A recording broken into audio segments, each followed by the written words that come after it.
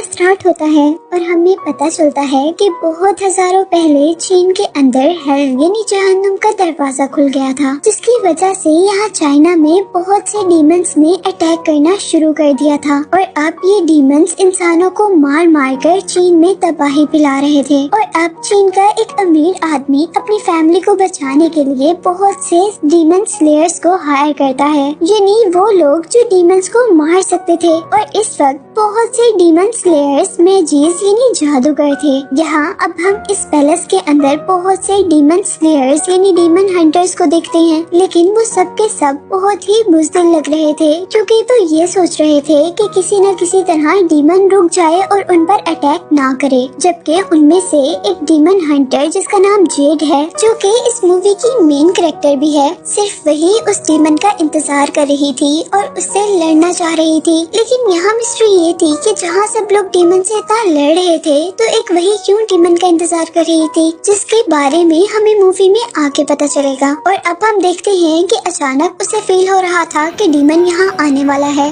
जिसको मारने के लिए वो तैयार खड़ी थी। और तभी पैलेस का दरवाजा खुलता है और उसके पूरा खुलने से पहले ही वो अपना वेपन दरवाजे पर मार देती है। अब उसके वेपन के दरमियान में जो आदमी फंसा था वो कोई डीमन नहीं था, जबकि उस आदमी का नाम टोंग बताया जा रहा था, जो कि जेड की तरह ही डीमन को मारने के लिए यहाँ आया था। यानी हम उसको भी डीमन हंटर कह सकते हैं। लेकिन यहाँ आते ही वो एक सेकंड के लिए जेड से डर गया था, क्योंकि जेड ने उस पर बहुत बुरा अटैक किया था और इसीलिए वो जेड की खुश आमद करना शुरू कर देता है, उसे इंस्पायर यानी इम्प्रेस करने के लिए। पर जेड को उसकी बातों में कोई इंटरेस्ट नहीं था, क्योंकि वो यहाँ डीमन की प्रेजेंस को फील कर रही थी और उसी से लड़ना चाहती थी। और तभी अचानक हम देखते हैं कि वहाँ पैलेस में लगी हुई बेल्स बजने लगती हैं और अचानक जमीन टूट जाती है, जिसको देखते ही सारे के सारे डीमन सेंटर अपने अपने मैजिक का यूज करते हुए उस डीमन को हराने की कोशिश में लग जाते हैं। लेकिन वो डीमन उनके मैजिक से कंट्रोल में आने के बजाय उन्हीं लोगों को अपने पास खींच लेता है, जिसके कुछ देर बाद कुछ हड्डियां जो कि यकीनन उन्हीं डीमन हंटर्स के थी उस होल में से निकलती हैं जहां पर डीमन था। और ये सब कुछ देखकर उनका लीडर जिसने इन डीमन हंटर्स को हायर किया था वो बहुत ज्यादा डर गया था। जबकि दूसरी तरफ यही सब देखते हुए दूसरे डीमन हंटर्स भी यहाँ से भाग गए थे, जिनका अब डीमन पीछा कर रहा था। जबकि उनके पीछे खड़ा हुआ टोंग, जो कि एक डीमन हंटर ही था, वो भागने के बजाय उनको देख रहा था, जिसको अचानक वो डीमन जो कि एक मॉन्स्टर की तरह दिख रहा है वो अपनी हैंड लाइक टंग से पकड़ लेता है, जिसे देखते हुए अब कुछ और डीमन हंटर डीमन को मारने के लिए बाहर निकलते हैं, जिनको देखते हुए अब डीमन उनको अपने जायंट हैंड के नीचे दबाकर मारने वाला था। और उससे बचते हुए वो स्लेयर्स यानी वो हंटर्स वहाँ से बुज़दिलों की तरह भाग गए थे। जबकि यहीं पर अब हम डीमन को शहर की तरफ बढ़ता हुआ देखते हैं और जहाँ जहाँ से अब वो गुजर रहा था वहाँ से ग्राउंड टूटना शुरू हो जाता है,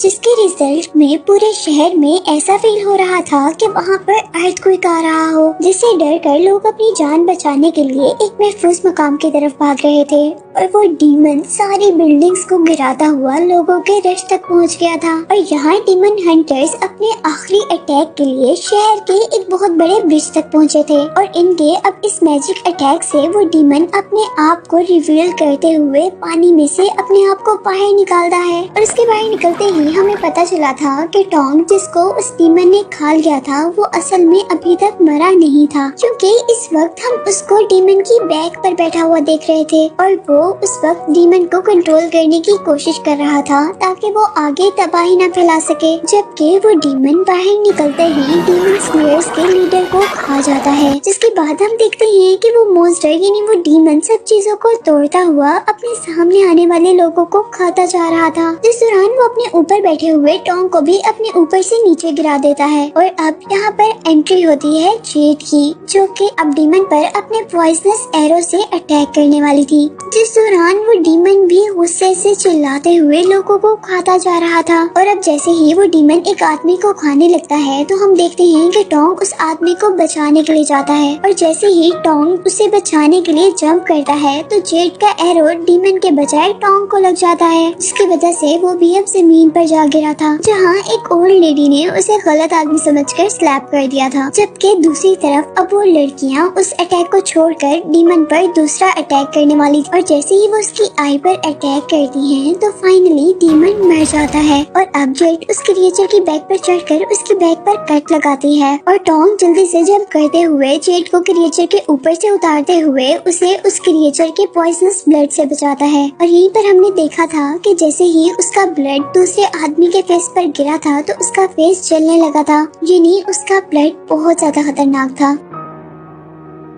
और यहाँ जेड टोंग का शुक्रिया करने के बजाय टोंग को ही उसकी इस हरकत पर थप्पड़ मार देती है और दोबारा उस डीमन के ऊपर जाते हुए जेड उस क्रिएचर की स्पाइन निकाल लेती है, जिसके बाद टोंग उस डीमन के पास जाकर कुछ मैजिकल स्पेल्स पढ़ता है और उस डीमन की डेड बॉडी को डस्ट में चेंज कर देता है। और नेक्स्ट सीन में हम जेड को उस डीमन की स्पाइन में से कुछ लिक्विड लेते हुए देखते हैं, क्योंकि वो इस लिक्विड की हेल्प से रीइंकार्नेशन लिक्विड बनाना चाहती थी, वो भी अपनी फ्रेंड के लिए। यानी वो ऐसा लिक्विड बनाना चाहती थी जिससे वो अपने फ्रेंड को दोबारा जिंदा कर सके, जिसके बाद वो उससे दोबारा मिल सके। और यहाँ हम पर जेड की असल जिंदगी रिवील हुई थी, जिसमें हमें पता चला था कि असल में जेड हेवन की एक गॉडेस थी, जिसके अंडर एक खास ट्री था जो कि ट्री ऑफ मॉर्टैलिटी के नाम से फेमस था, जिसके फ्रूट्स जेड को इकट्ठे करने होते थे। और अब यही जेड को हम हेवन के अंदर टोंग से मिलते हुए भी देखते हैं और हमें यहाँ पता चला था कि टोंग ही असल में जेड का वो फ्रेंड है जिसको उसने खो दिया है और वो अब उसे दोबारा पाना चाहती है। और यहाँ हम देखते हैं कि वो दोनों जैसे ही एक दूसरे के करीब आते हैं तो उस ट्री के फ्रूट्स गिरने लगे थे, जो कि 3000 साल में सिर्फ एक ही मर्तबा पकते थे, जिनको खाने से ही गॉड्स की लाइफ बढ़ा करती थी। और जैसे ही टोंग और जेड को इस बात का एहसास हुआ था तो उस वक्त तक काफी देर हो चुकी थी, क्योंकि वहाँ काफी सारे फल वेस्ट हो चुके थे और वहाँ पर इस बात पर सारे गॉड्स भी आ गए थे, जो कि इन दोनों पर काफी गुस्सा थे। और अब क्वीन ऑफ गॉड्स उन दोनों को केयरलेसनेस की सजा देने का फैसला करती है, जिसमें उन्होंने टोंग को एक खास दवा पिलाकर सारी मेमोरीज इरेज कर इंसान बनाकर दुनिया में भेज दिया था। और शायद यही वजह थी कि उसने जेड के सामने आने पर भी उसे नहीं पहचाना था, जबकि यहाँ पर जेड ने वो मेडिसिन पीने से इनकार कर दिया था जिससे वो अपनी फ्रेंड को भूल सके, क्योंकि वो टोंग को नहीं भूलना चाहती थी। इसीलिए वो खुद ही हेवन से जंप कर देती है, लेकिन अब उस पर क्वीन का कर्ज ये था कि वो जेड को कभी भी पहचान नहीं सकती थी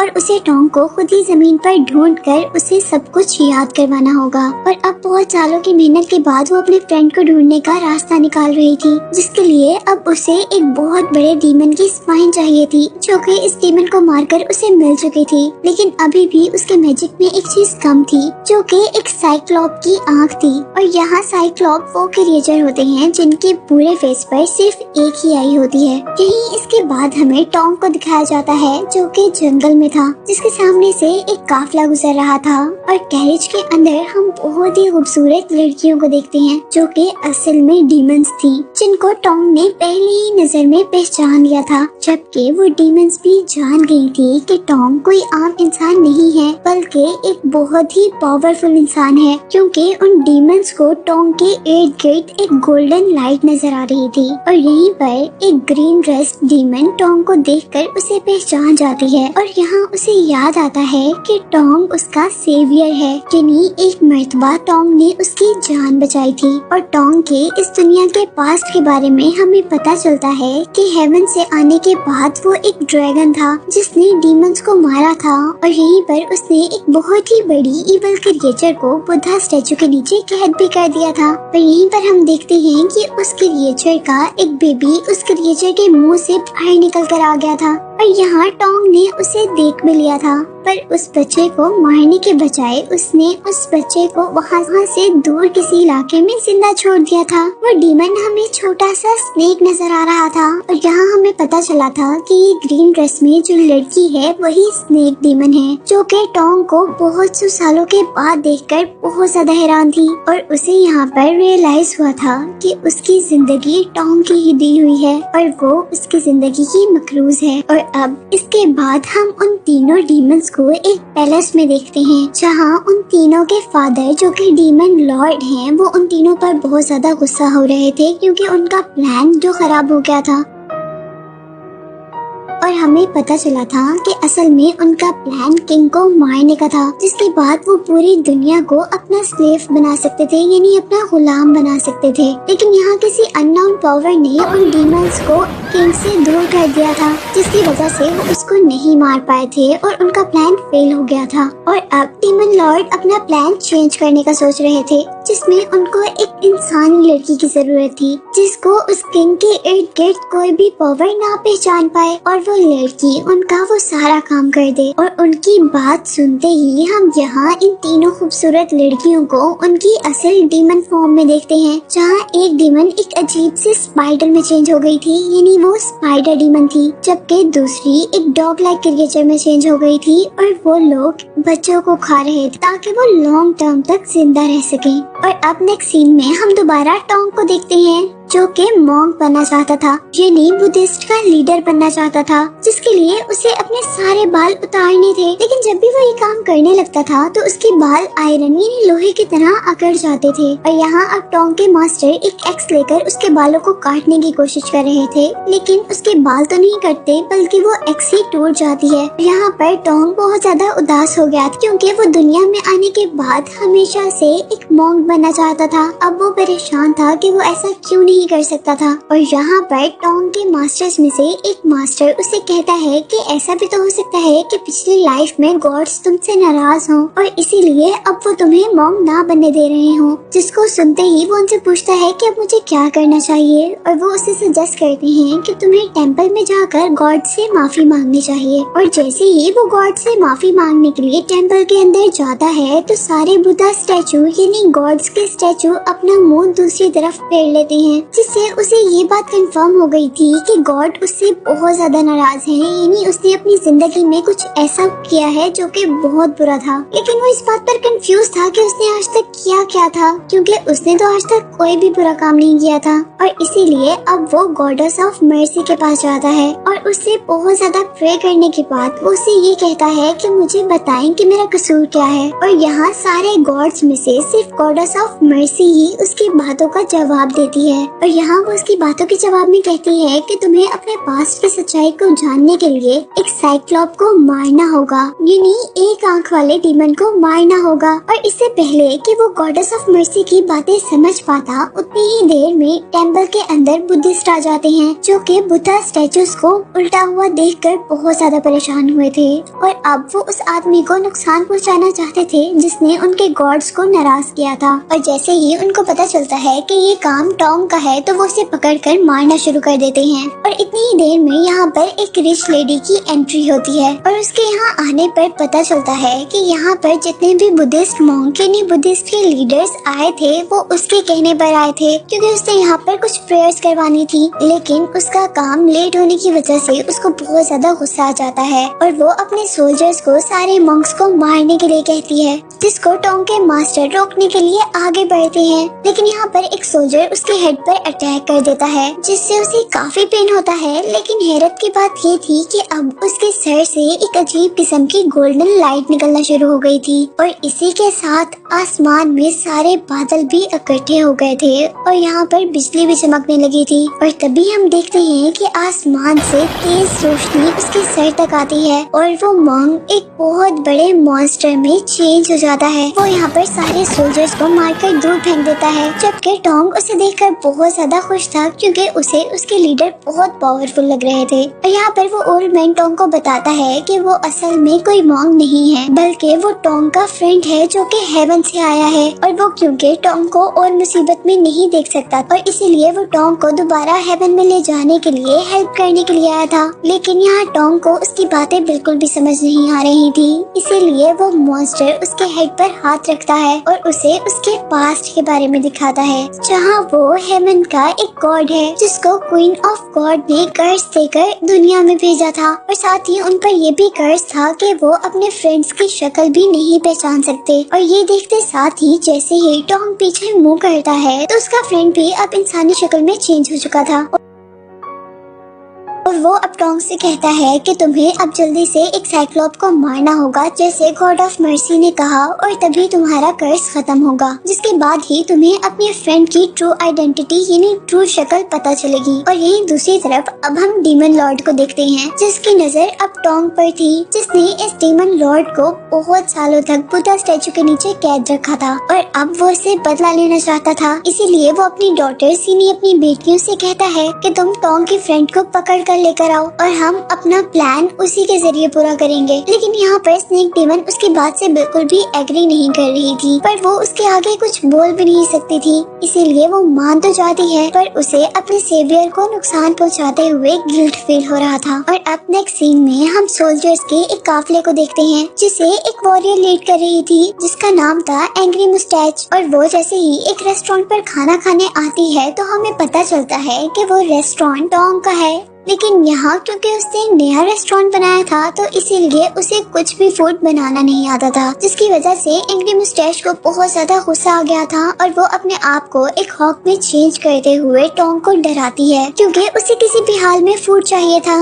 लेकिन जैसे ही वो अपनी गर्ल फॉर्म में दोबारा चेंज होती है तो उसके फेस पर एक ग्रीन कलर का लिक्विड गिरता है। जैसे ही वो रूफ की तरफ देखती है तो उस रूफ में कुछ सुराख हुआ था जिसके अंदर से एक बहुत बड़ी आई उनको नजर आ रही थी। और मूवी में जूम आउट करने पर हमें पता चला था कि वो एक बहुत ही बड़ा साइक्लोप है, यानी एक आंख वाला डीमन है जिसको हमेशा से जेड भी ढूंढ रही है और जिसके बारे में गॉडेस ऑफ मर्सी ने भी कहा था कि अगर टोंग उसे मार दे तो उसे उसके पास्ट के बारे में सब कुछ पता चल जाएगा। और यहाँ हम देखते हैं कि वो साइक्लोप बहुत ही बेरहमी से वहाँ सोल्जर्स को पकड़ता हुआ खा रहा था और साथ ही गांव में तबाही फैला रहा था। और अब हम देखते हैं कि यहाँ पर जेड भी उसे पकड़ने के लिए आ गई थी, जबकि उससे बचने के लिए एंग्री मुस्टैच उसकी आई पर अटैक करने वाली थी। और क्योंकि जेड को उस साइक्लोप की आँख चाहिए थी इसलिए वो एंग्री मुस्टैच के एरो के ऊपर ही अटैक करते हुए उस एरो को साइड पर करती है ताकि उस साइक्लोप की आंख बच जाए, जिसके रिजल्ट में अब उस साइक्लोप ने एंग्री मुस्टैच को ही पकड़ लिया था।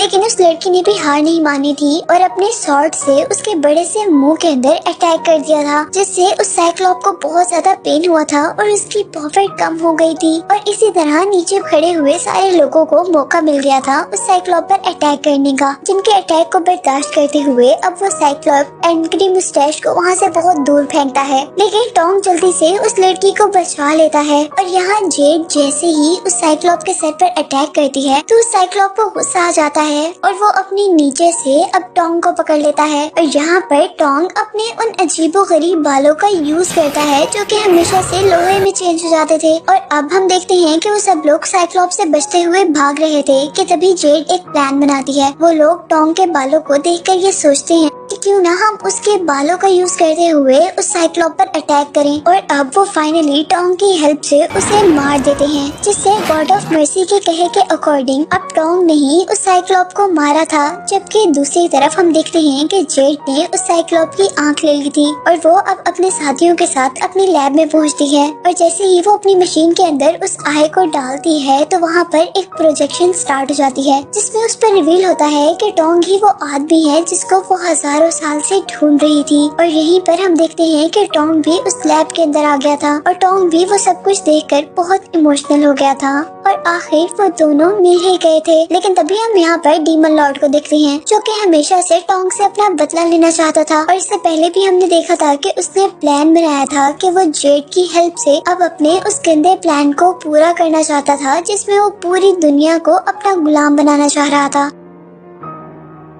यहाँ उसके साथ उसकी डॉटर्स भी थी। और यहाँ इससे पहले कि डीमन लॉर्ड जेड पर अटैक करता टोंग उसे बचा लेता है, जबकि दूसरी तरफ एंग्री मुस्टैच अब उनकी हेल्प करने के लिए स्पाइडर डीमन से लड़ने लग जाती है, जहाँ पर वो स्पाइडर डीमन अपने स्पाइडर से अटैक कर रही थी, जबकि एंग्री मुस्टैच अपने स्वॉर्ड को एक फ्लाइंग बैट की तरह यूज करते हुए उन पर अटैक कर रही थी। और इसी दौरान वो एक डीमन को तो मार भी देती है। जबकि हम दूसरी तरफ टोंग को देखते हैं जो कि अभी भी डीमन लॉर्ड से लड़ रहा था। और अब क्योंकि वो डीमन लॉर्ड बहुत ही पावरफुल था, इसीलिए वो जेड और टॉम को हराते हुए बाहर निकलता है जहाँ पर एंग्री मुस्टैच थी। और उसे देखकर वो बहुत ज्यादा गुस्से में आ गया था क्योंकि उसने उनकी एक डॉटर को मार दिया था, जिसे देखते ही अब वो लड़की डीमन लॉर्ड पर अपनी स्वॉर्ड से अटैक करती है। लेकिन डीमन लॉर्ड उसकी सारी स्वॉर्ड्स को रोकते हुए उसी की तरफ दोबारा अटैक कर देता है, जिसकी वजह से वो वहाँ पर मर जाती है। और यहाँ पर हम टॉम को देखते हैं जिसको स्पाइडर डीमन ने अपने वेब से अटैक करते हुए वहाँ से बाहर निकाला था। और यहीं पर उसके पास डीमन लॉर्ड अपना बदला लेने के लिए आया था। और जैसे ही अब वो उसको मारने वाला था तो यहीं पर जेड उसे बचाने के लिए आ जाती है। और वो डीमन लॉर्ड से बहुत ज्यादा रिक्वेस्ट करती है कि वो उसके फ्रेंड को छोड़ दे, लेकिन वो ऐसा नहीं करने वाला था। और फिर वो उससे कहता है कि ठीक है, मैं उसे छोड़ दूंगा, लेकिन इसके लिए तुम्हें एक काम करना होगा। और क्योंकि जेड ने बहुत सालों बाद अपने फ्रेंड को पाया, इसलिए वो अपने फ्रेंड के लिए कुछ भी करने के लिए तैयार थी। और वो यहाँ पर डीमन लॉर्ड की सारी बातें मान लेती है। और अब यहाँ पर डीमन लॉर्ड के कहने पर स्नेक डीमन उसके अंदर एक पैरासाइट डालती है, जिससे जेड भी अब पॉइजनस हो गई थी। और उसने यही पॉइजन किंग के अंदर डालना था, जिससे वो किंग मर जाता और इस तरह डीमन लॉर्ड इस पूरी दुनिया पर कब्जा कर सकता था। और अब नेक्स्ट सीन में हम जेड को उस किंग के पैलेस में देखते हैं। और यही दूसरी तरफ अब हम टॉम को देखते हैं जो कि बिल्कुल मरने ही वाला था। और तभी यहाँ पर स्नेक डीमन आती है और वो अपनी बॉडी के अंदर से अपनी स्पिरिचुअल एनर्जी निकाल कर टॉम के मुंह में डाल देती है, जिससे वो अब बिल्कुल ठीक हो सकता था। और उसने ऐसा इसलिए किया था क्योंकि टॉम ने भी उसकी एक मर्तबा जान बचाई थी। और वो यहाँ पर टॉम को जेड की लोकेशन भी बताती है कि वो इस वक्त कहाँ पर है और क्या कर रही है। और अब यहाँ इस टेम्पल के अंदर जहाँ पर इस वक्त टॉम था और करीब जाने पर उसे सुनाई देता है कि साइक्लॉप को मारने पर उसे अब उसकी गॉड्स पावर वापस दे दी गई है और उसे जाकर अब अपने फ्रेंड को बचाना होगा। जबकि दूसरी तरफ अब हम जेड को देखते हैं जो कि किंग के माउथ में पॉइजन डालने ही वाली थी कि तभी वो अपना प्लान चेंज कर लेती है और इस पॉइजन को पकड़कर किंग को सारी की सारी सच्चाई बता देती है। और ये सब कुछ जो डीमन लॉर्ड देख रहा था, उसे अब जेड के ऊपर बहुत ज्यादा गुस्सा आया था और इसीलिए वो जोर जोर से ड्रम बजाने लगा था, जिसकी वजह से जेड की बॉडी के अंदर जो पैरासाइट था वो उसकी बॉडी को नुकसान पहुंचा रहा था। जिसके साथ ही यहाँ पर स्पाइडर डीमन भी किंग को मारने के लिए आ गई थी, जिसको मारने के लिए यहाँ पर बहुत से सोल्जर्स आए थे, पर वो अपने वेब्स की हेल्प से सारे सोल्जर्स को मार देती है, जिसको देखकर अब पूरी की पूरी आर्मी उस स्पाइडर डीमन को मारने के लिए आगे बढ़ी थी। और यहाँ पर डीमन लॉर्ड अब अपनी बेटी की आसानी के लिए आया था, जिसने अपनी एक ही मैजिकल वार से पूरी की पूरी आर्मी को डस्ट में चेंज कर दिया था। जबकि दूसरी तरफ स्पाइडर डीमन ने भी अपने वेब से किंग पर अटैक कर दिया था और इससे पहले कि वो किंग को मार पाती, यहाँ पर अब टोंग आ जाता है और वो स्पाइडर डीमन के सारे वेब्स को इकट्ठा करते हुए उसी के ऊपर अटैक करता है और उसे बहुत से टुकड़ों में चेंज करते हुए खत्म कर देता है। और यहीं पर टॉम का फ्रेंड अब डीमन लॉर्ड से लड़ने के लिए दोबारा एक मॉन्स्टर क्रिएचर में चेंज हो गया था, लेकिन फिर भी डीमन लॉर्ड के आगे वो कुछ भी नहीं था, इसीलिए डीमन लॉर्ड उस पर अटैक करते हुए उसे पीछे गिरा देता है। और यहीं पर अब हम टॉम को देखते हैं जिसने जल्दी से जेड के पास जाकर उसे अपनी पावर से दोबारा ठीक कर दिया था और फिर वो उसको लेते हुए बाहर आया था, जहाँ पर वो ओल्ड मैन यानी जेड का फ्रेंड डीमन लॉर्ड से लड़ रहा था, पर डीमन उसे बाहर पर बहुत ही आसानी से हरा रहा था। और एक टाइम वो भी आया था जब डीमन लॉर्ड ने उस बड़े से मॉन्स्टर को उठाकर दूर फेंक दिया था, जिसकी वजह से वो दोबारा अपनी ह्यूमन फॉर्म में चेंज हो गया था। लेकिन वो ओल्ड मैन यानी टॉम का फ्रेंड अभी भी हार नहीं मानता और दोबारा डीमन लॉर्ड पर अटैक करने के लिए खड़ा होता है। जबकि यहीं पर हम जेड को भी देखते हैं जो डीमन लॉर्ड पर अटैक करने के लिए आगे बढ़ती है, लेकिन क्योंकि उसमें बिल्कुल भी पावर्स नहीं थी, इसलिए डीमन लॉर्ड उसे एक ही किक में वहाँ से दूर गिरा देते हैं, जिससे उसको बहुत ज्यादा चोट आती है। और यहीं पर टॉम के फ्रेंड ने अब दोबारा डीमन लॉर्ड पर अटैक कर दिया था, लेकिन यहाँ डीमन लॉर्ड ने उसे हराकर बहुत दूर फेंका था और अब के डीमन लॉर्ड के इस अटैक से वो मर गया था। लेकिन इस लड़ाई में टॉम का सिर्फ फ्रेंड ही नहीं मरा था, बल्कि टॉम के फ्रेंड ने डीमन लॉर्ड को भी बहुत नुकसान पहुँचाया था, जिससे उसे बहुत ज्यादा ब्लीडिंग हो रही थी और वो बिल्कुल मरने के करीब था। और अब वो अपनी बेटी यानी स्नेक डीमन से उसकी स्पिरिचुअल पावर मांगता है, जो कि वो पहले ही टॉम को दे चुकी थी। और यहीं पर हम देखते हैं कि टॉम के के हाथ में जेड की भी डेथ हो गई थी, जिसे देखकर वो बहुत ज्यादा उदास हुआ था। लेकिन उसकी डेथ से अब टॉम को उसकी सारी गॉड एनर्जी वापस मिल गई थी और यही डीमन लॉर्ड जो कि बिल्कुल मरने के करीब था, वो भी अपनी असल शक्ल में आ गया था, जिसको देखते ही स्नेक डीमन अब समझ गई थी कि वो अब उसे ही खाने वाला है, क्योंकि डीमन लॉर्ड को हर हाल में एनर्जी चाहिए थी और डीमन लॉर्ड ऐसे ही करता है। वो अपनी बेटी को ही खाकर अपने अंदर एनर्जी पूरी कर लेता है और अब वो ड्रैगन जल्दी से टॉम की तरफ बढ़ता है, जो कि एक गोल्डन गॉड में चेंज हो चुका था, जो कि अपने मैजिक का यूज करते हुए अपने जैसे बहुत सारे सोल्जर्स को बाहर निकालता है और उससे उस ड्रैगन पर अटैक करवाता है। और अब उस ड्रैगन को मारने के लिए टॉम भी उसी ड्रैगन की तरह अपने ही अंदर से बनाए हुए सारे ही सोल्जर्स को असेंबल करते हुए वैसा ही ड्रैगन बन जाता है और उससे लड़ता है। लेकिन यहाँ पर अब वो रेड ड्रैगन टॉम पर अटैक कर देता है, जिसकी वजह से वो वहाँ पर टूट गया था। लेकिन टॉम ने अभी भी हार नहीं मानी थी और उसने अपनी बॉडी से निकले हुए सारे ही सोल्जर्स को अब एक इंसान में बदल दिया था और आखिर एक जोरदार पंच उस ड्रैगन को मारते हुए आखिर उस ड्रैगन को हरा ही दिया था। और फिर वो ड्रैगन को मारने के बाद दोबारा जेड के पास जाता है, जो कि डस्ट में चेंज हो चुकी थी, जिसे देखकर वो बहुत ज्यादा दुखी हो गया था। और यहाँ पर अब एंट्री होती है गॉडेस ऑफ मर्सी की, जो उसे बता रही थी कि हेवन तुम्हारा इंतजार कर रही है और तुम हेवन में जा सकते हो। लेकिन वो हेवन में जाने से इनकार कर देता है और उन्हें कहता है कि मेरा यही कर्ज है कि मैं अपनी फ्रेंड के बगैर रह रहा हूँ। और उसकी बात सुनते ही गॉडेस ऑफ मर्सी उसकी फ्रेंड की सोल को एक बर्ड में चेंज करते हुए हमेशा के लिए उसके साथ दे देती है, जिसके बाद हम टॉम को हेवन में जेड की सोल